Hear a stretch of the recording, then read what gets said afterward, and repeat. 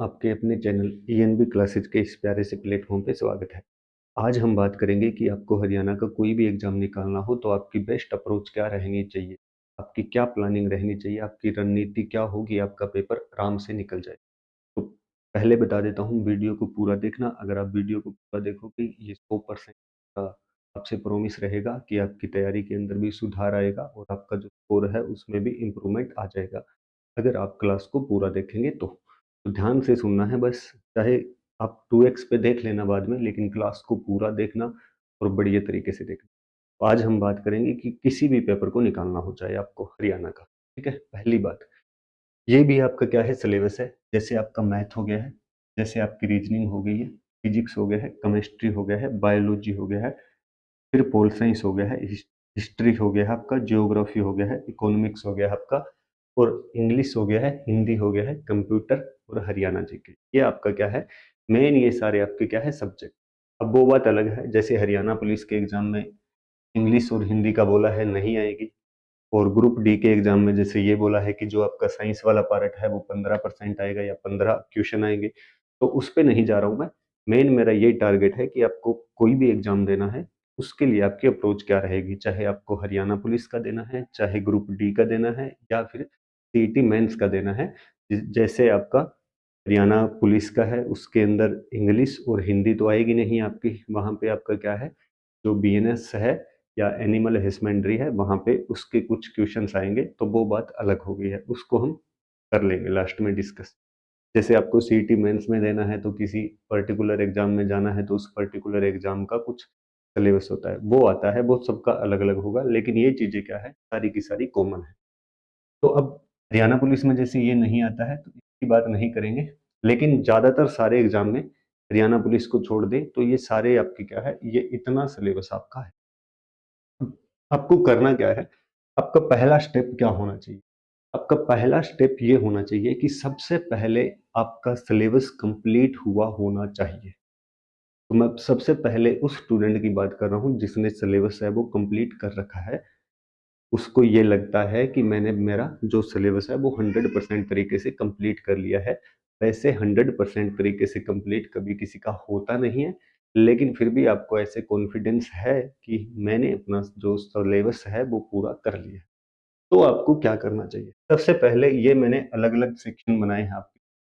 जैसे मैथ और रीजनिंग वाला अलग सेक्शन बनाया है, ये साइंस वाला हो गया है, फिजिक्स केमिस्ट्री और बायोलॉजी, और ये सामाजिक वाले पार्ट हो गए हैं, जो पोल साइंस हो गया है, हिस्ट्री हो गया है, ज्योग्राफी हो गया है और इकोनॉमिक्स हो गया है। फिर हमारा क्या है, इंग्लिश है, हिंदी है, और फिर हमारा क्या हो गया, कंप्यूटर हो गया, और फिर क्या हो गया, हरियाणा जीके हो गई। अब हमें इनको करना कैसे है, मैं सबसे पहले उस स्टूडेंट की बात कर रहा हूँ जिसका सिलेबस कंप्लीट है, ठीक है। फिर उसकी बात करेंगे जिसका आधा कंप्लीट है, कुछ पेंडिंग है, कुछ कर रखा है। फिर लास्ट में उसकी बात करेंगे जो बिल्कुल ही नया स्टूडेंट है, जो पहली बार ही तैयारी को स्टार्ट करे। तो सबसे पहले मेरा उस स्टूडेंट के लिए है जिसने सिलेबस कर रखा है, उसको क्या करना चाहिए।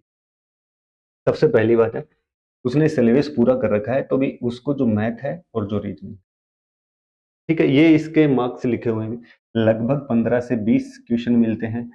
फिजिक्स केमिस्ट्री मैथ बायोलॉजी, इनके हमें लगभग 5 से 8 क्वेश्चन मिलते हैं। ये जो सामाजिक वाले पार्ट है ये 12 से 15 हो सकते हैं। इंग्लिश और हिंदी है 10 से 15 हो जाएगी हमारी। कंप्यूटर है 7 से 10 क्वेश्चन मिल सकते हैं, और हरियाणा जी के 20 से 25। ये पत्थर पे लकीर नहीं है, थोड़ा नंबर है वो ऊपर नीचे हो सकता है, ठीक है, लगभग रहता इतना सा है, ऊपर नीचे हो सकता है। अब बात है कि जो पहला स्टूडेंट है जिसने सिलेबस कंप्लीट कर, उसको करना क्या है, जो आपका मैथ और रीजनिंग वाला पार्ट है उसके अंदर आप उसको भी डेली 2 घंटे तो आपको देने पड़ेंगे। इसमें आप 2 घंटे में ऐसे डिवाइड कर सकते हो कि 1.5 घंटा है वो मैथ को दे रहे हो, 1.5 घंटा है जो आप मैथ को दे रहे हो, और जो लगभग 30 मिनट के अराउंड है वो रीजनिंग का। ये आपको डेली करना पड़ेगा। अब इसके अंदर आप क्या कर सकते हो, या तो किसी टीचर को आप फॉलो कर रहे हो या प्रैक्टिस कर रहे हो उसके साथ में, कोई दिक्कत नहीं है। आपको जहां से बढ़िया समझ में आए वहां से आप प्रैक्टिस कर सकते हो साथ में, तो वो क्लास हो जाएगी आपकी डेली, और वो क्वेश्चंस आप कर रहे हो।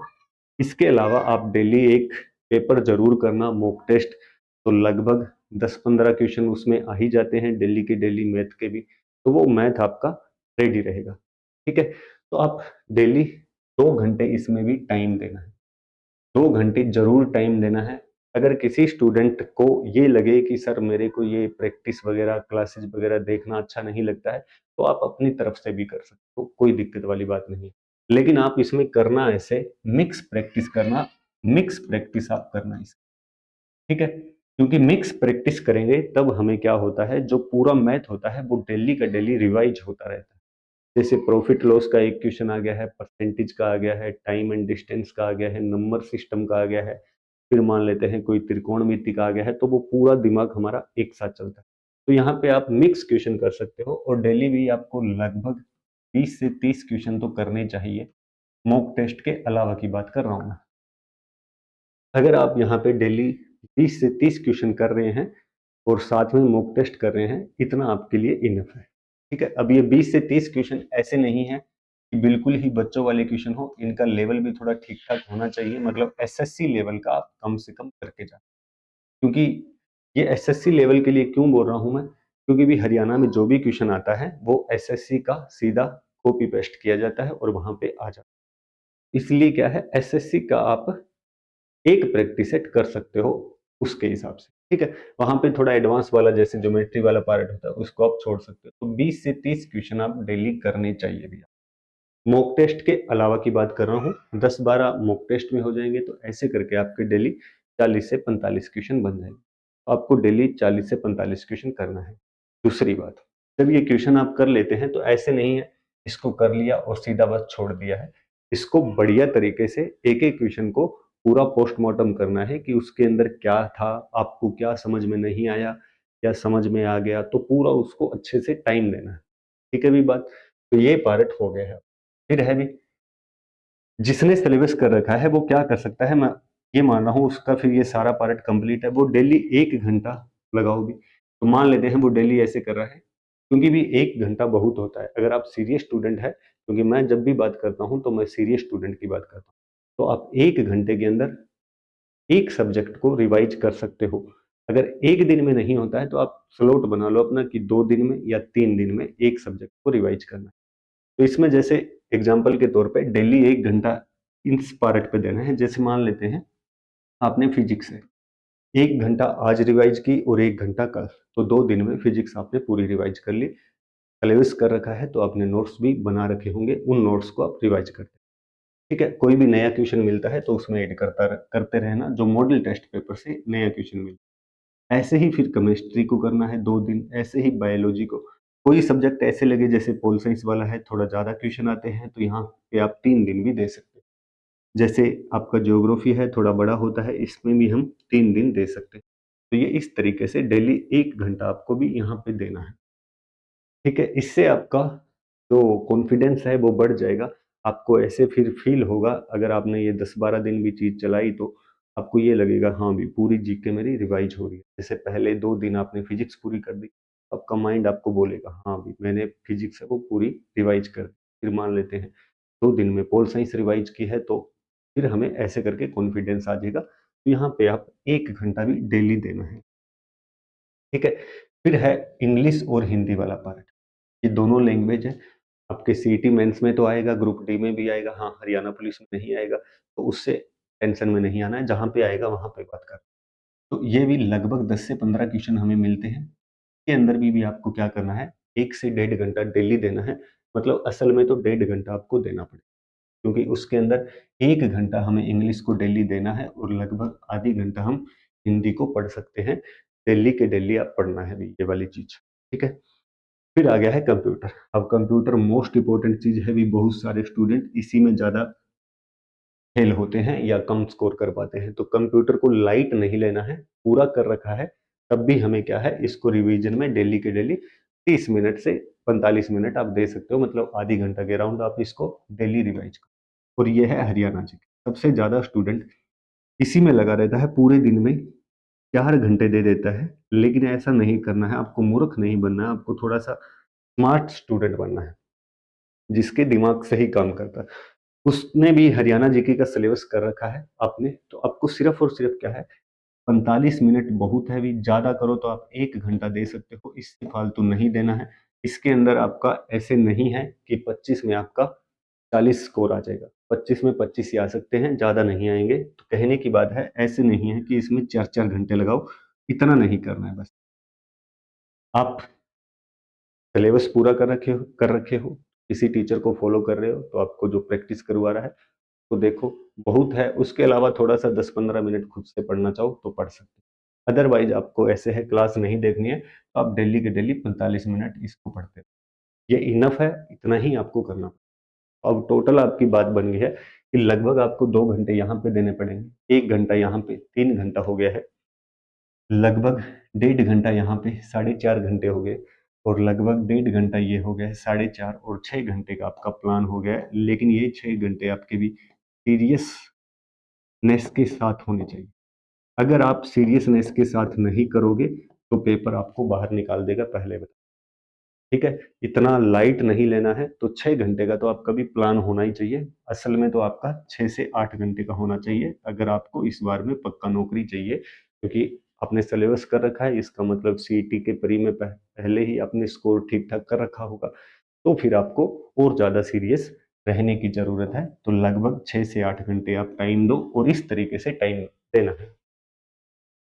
ठीक है भई? तो ये उस स्टूडेंट के लिए बात थी, जिसका सिलेबस पूरा है।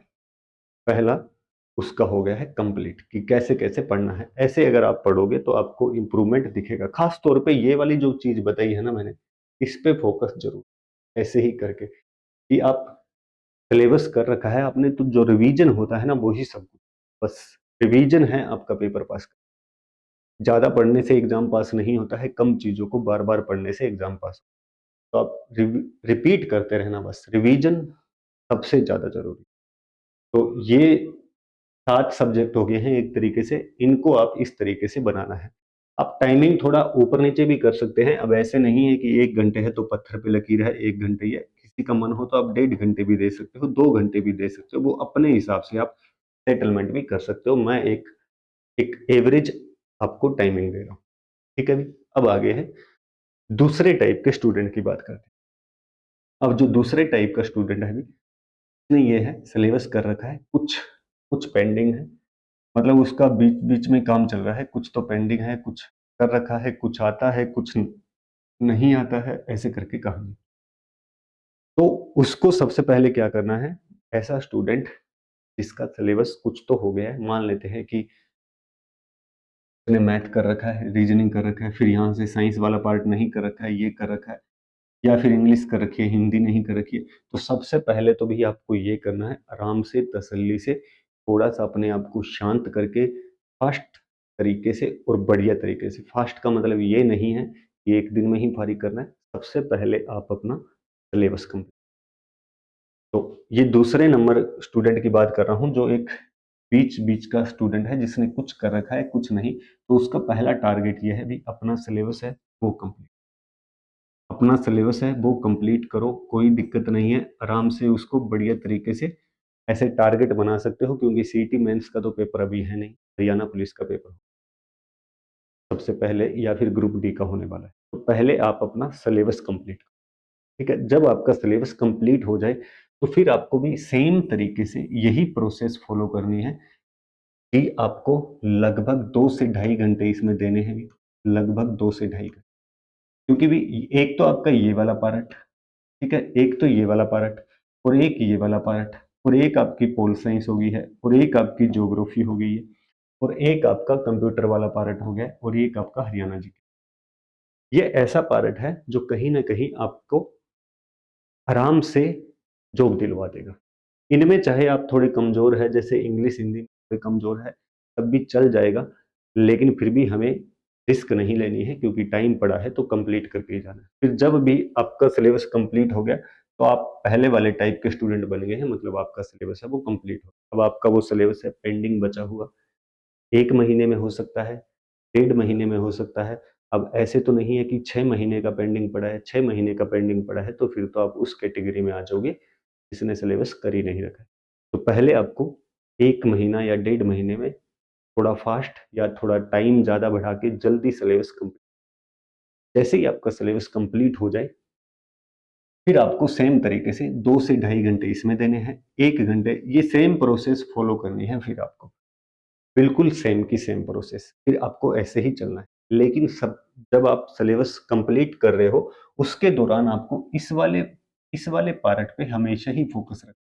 मैथ रीजनिंग वाले पार्ट पे आपको हमेशा ही फोकस रखना है, क्योंकि ये वाला पार्ट ऐसा होता है, अगर 15 का आया तो 15 और 20 आया तो 20 और 25 का आया तो 25, पूरे पूरे नंबर यहाँ से आ सकते हैं। तो इस वाले पार्ट को हमेशा ही साथ में चलाना है। और दूसरी बात यह है, मैथ आपका फिर टाइम भी लेता है, एकदम से मैथ नहीं आता है, सिलेबस करने पर भी मैथ नहीं आता है।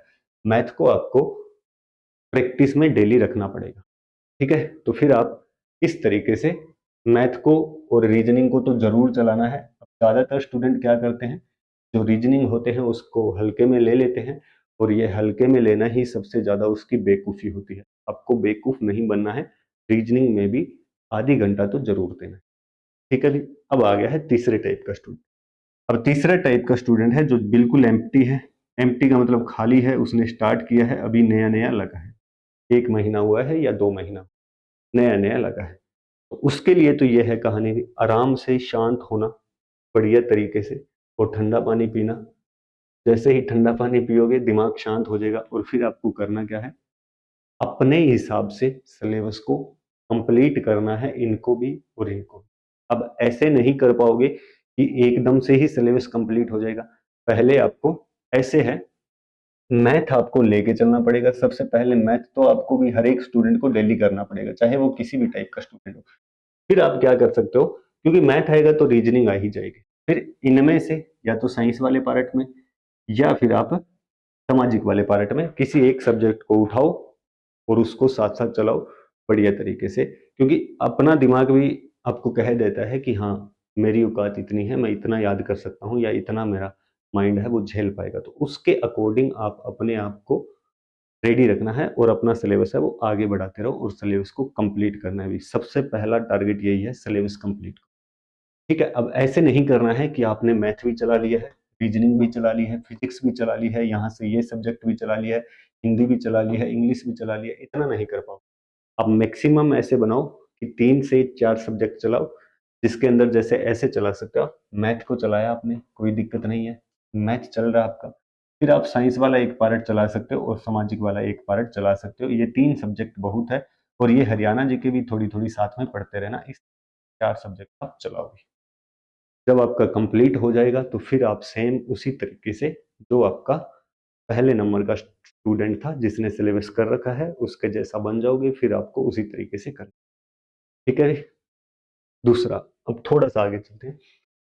मेन बात है कि जब आप तैयारी करते हो, या आप सिलेबस कंप्लीट कर लिया, उसके बाद में जब हमें तैयारी रखनी है, तो आपका एक टारगेट होना चाहिए। अब टारगेट होने का मतलब क्या है, कि अभी थोड़ी देर पहले मैंने बताया था कि ये जो पार्ट है, इसके अंदर आपको 1 घंटा देना है। तो जैसे आज की बात करूं, कि आज हमने सुबह सुबह टारगेट बनाया कि मेरे को मैथ के 50 क्वेश्चन करने हैं, मैथ के 50 क्वेश्चन करने हैं। तो अब आपका डेली का टारगेट यही होना चाहिए कि डेली के डेली मैथ के 50 क्वेश्चन करने हैं। डेली के डेली मैथ के 50 क्वेश्चन आपको करने हैं। अब जैसे सीटी मेंस है वो लेट होने वाला है, तो शुरू में आप मैथ के अंदर ये कर सकते हो कि पहले तो आप टॉपिक वाइज क्वेश्चन कर सकते हो, टॉपिक वाइज। लेकिन टॉपिक वाइज क्वेश्चन आपको इतना बेनिफिट नहीं देगा जितना फिर आप बाद के अंदर मिक्स करोगे। पहले आप टॉपिक वाइज करना, ताकि आपका जो सिलेबस है, बेसिक है, वो स्ट्रॉन्ग हो जाए। फिर आप मिक्स क्वेश्चन करना। डेली वो आपकी औकात है, आप 40 क्वेश्चन कर सकते हो या 50 क्वेश्चन कर सकते हो, लेकिन उसको करना डेली। तो आप 40 से 50 जितना भी करना चाहो, डेली के डेली फिर उसको करना है। डेली का आपका फिर सेम टारगेट होना चाहिए कि जब तक मेरे मैथ के 50 क्वेश्चन ना हो जाए, मैं मैथ को छोड़ूंगा नहीं, या बीच में उठ के नहीं जाऊंगा। तो अपना एक टाइमिंग बनानी है फिक्स, ठीक है भी? ऐसे ही मान लेते हैं, फिर आपने जो ये वाला पार्ट था, इसके अंदर से मान लेते हैं आपने एक सब्जेक्ट उठाया, मान लेते हैं आपने फिजिक्स उठाया। तो आज का टारगेट आपका ये है कि मेरे को फिजिक्स आज आधी पढ़नी है, क्योंकि आप 2 दिन में एक सब्जेक्ट को पूरा कर रहे हो। तो आपका टारगेट है कि फिजिक्स मेरे को आधी करनी है, हाफ करनी है। तो अब ये आपका टारगेट आपको अचीव जरूर करना है, अचीव जरूर करना है। अगर कोई स्टूडेंट ऐसा है बिल्कुल मेरे जैसा है कि बिल्कुल उसका दिमाग कम काम करता है, तो वो जरूरी नहीं है भी 2 दिन में ही कंप्लीट करनी है, आप इसकी 3 दिन भी टाइमिंग कर सकते हो कि 3 दिन में फिर पूरी फिजिक्स करनी है, तो आपको तीसरा हिस्सा रिवाइज करना है, लेकिन हाफ आप करोगे तो ज़्यादा बढ़िया रहेगा क्योंकि सिलेबस पूरा किया है, तो आप इतने तो घुल गए हैं इस समुंदर में कि आपको याद यूद रहने लग गया होगा। ठीक है, तो फिर फिजिक्स है वो आपको पूरी करनी है 2 दिन में, तो फिर हाफ होनी चाहिए चाहे कुछ भी हो जाए। ठीक है भी बात। ऐसे ही फिर आप इसके साथ में कोई और सब्जेक्ट, जैसे जैसे मैंने आपको बताया है, जैसे इंग्लिश थी और हिंदी थी, इसको 1.5 घंटा डेली देना है तो देना है।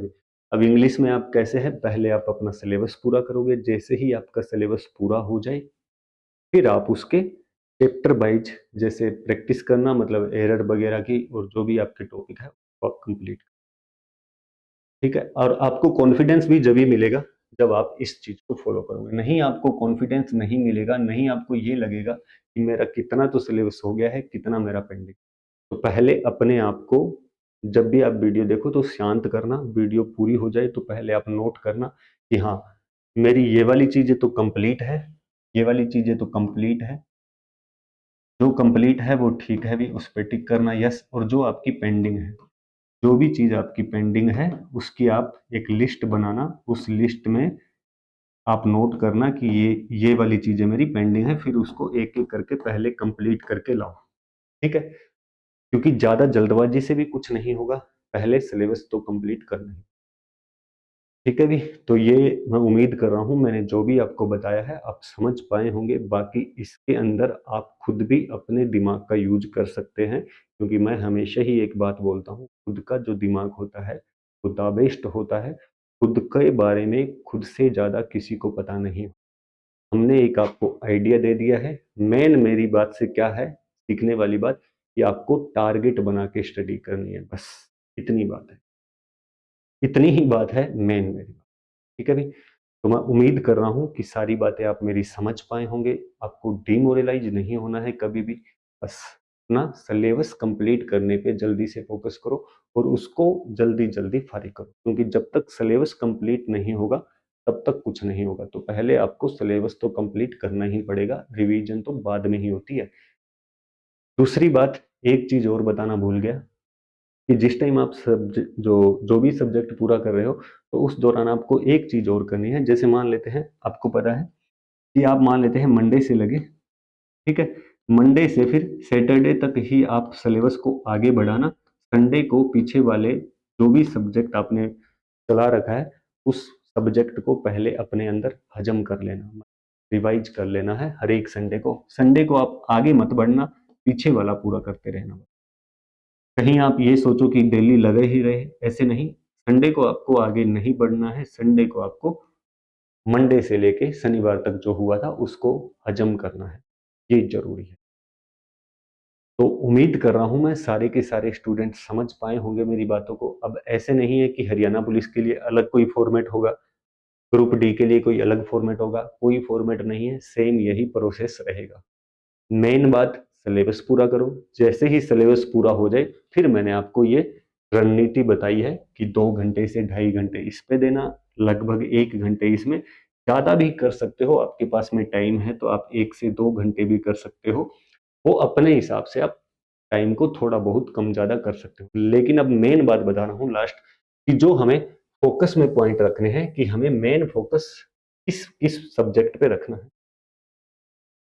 ये हरियाणा जीके के पीछे पागल मत हो जाना, ऐसे समझ लेना कि 25 में 40 नहीं है। मेन आपको फोकस रखना है कि ये 2 सब्जेक्ट आपके मेन है, इन पे पूरा फोकस रखना। जो आपका पोल साइंस है इसको पूरा पहले कंप्लीट करना, जो आपका ज्योग्राफी है ये आपका कंप्लीट करना। इससे आगे जो आपका कंप्यूटर है इसको आपको कंप्लीट करना है, और जो आपकी लैंग्वेज है वो आपकी मेन। अगर ये एक, मतलब सब्जेक्ट वाइज लिखूं तो 2 सब्जेक्ट ये, एक ये हो गया है, एक ये हो गया है, और 2 ये हो गए, और एक ये। तो इन सब्जेक्ट्स पे आपको पहले फोकस रखना है। हरियाणा जी के ऐसी है भी, ये आपकी लगातार ही चलती रहनी चाहिए पहले दिन से लेके जब तक आपका सिलेक्शन ना हो, तब इसकी मैं अलग से बात नहीं कर रहा। तो ये आपको डेली 40 से 50 मिनट इसमें तो डेली देना ही देना है। लाइट नहीं लेना है, कंप्यूटर को हल्के में नहीं लेना है। कहीं आप ये सोचोगे लास्ट के टाइम में कर लेंगे, नहीं होगा, पहले बता देता हूँ। कंप्यूटर को आपको बढ़िया से पढ़ के जाना, ठीक है? इसको बढ़िया से पढ़ना पड़ेगा। पोल साइंस आपकी 4 से 5 क्वेश्चन मिल जाते हैं, तो इसको बढ़िया पढ़ना पड़ेगा। जो आपकी ज्योग्राफी है, यहाँ से भी 5-6 क्वेश्चन मिल जाते हैं, बढ़िया पढ़ के जाना है। इसके बाद में आपका मैथ तो आपको करना ही है और रीजनिंग आपको करनी है, और साइंस के अंदर आपको सबसे पहले बायोलॉजी को फ्राई करना है। अगर आप ऐसे करोगे भी, आप में इम्प्रूवमेंट आ जाएगा। बाकी अब मैंने बता दिया है। अगर फिर भी किसी को कोई भी दिक्कत लगे स्टूडेंट को, तो इस वीडियो के अंदर कमेंट करके मेरे को पूछ लेना, मैं आपको जवाब दे दूँ। ठीक है भी? तो यही बताना था, क्योंकि काफ़ी स्टूडेंट्स की ये दिक्कत थी, तो मैंने आपको बता दिया है मेरी तरफ से। अगर आप ऐसे करोगे, आप में इम्प्रूवमेंट बहुत आएगा। ठीक है भी? तो इतना ही था। Okay, bye bye. आराम से खुश रहना, मस्त रहना और पढ़ते रहना।